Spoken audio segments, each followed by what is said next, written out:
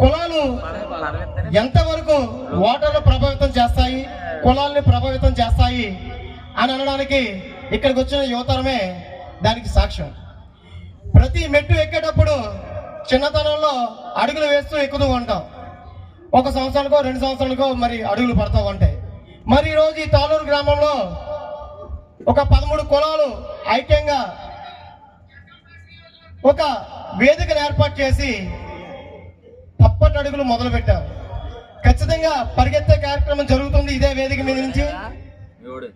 ఏ రోజైనా కూడా మనం చేయవలసిన పని చేసుకుంటూ వెళ్ళిపోవడమే, దాన్ని మార్చడమో లేకపోతే దాన్ని పోస్ట్పోన్ చేసుకోవడమో చేయకూడదు.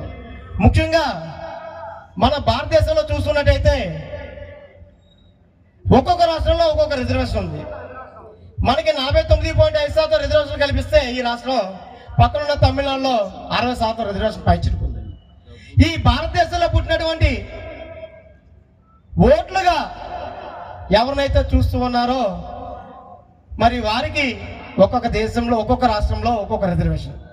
ఈ రాష్ట్రంలో 28 కులాలకు ఒక జాతి ఒక చోట పుట్టి ఉంటే ఆ జాతి మరో చోటకి వలసపోతే ఆ జాతికి రిజర్వేషన్ ఉండదు. ఇది ఎక్కడ దౌర్భాగ్యం మనకు అర్థం కాదు. ఒక జాతిలో పుట్టి ఆ ప్రాంతం నుంచి వేరొక అదే రాష్ట్రంలో వేరే ప్రాంతానికి పోతే వాళ్ళకి రిజర్వేషన్ ఉండదంట. మరి 28 కులాలు ఆ తరహా జాతులు మరి ఈ రాష్ట్రంలో ఉన్నాయంటే మీకు నమ్మశక్యంగా ఉందా సోదరులారని అడుగుతున్నాం. మేము ఒక తూర్పు కాపు బిడ్డగా 12 సంవత్సరాలు నా వయసు చిన్న వయసులో రోడ్డు ఎక్కిన వ్యక్తిని నేను.